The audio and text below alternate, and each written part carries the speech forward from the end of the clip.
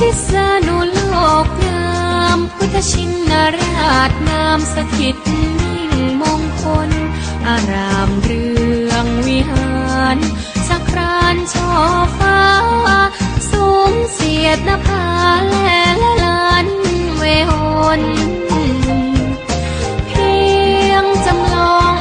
สวรรค์ชะลอตาฉันเมืองบน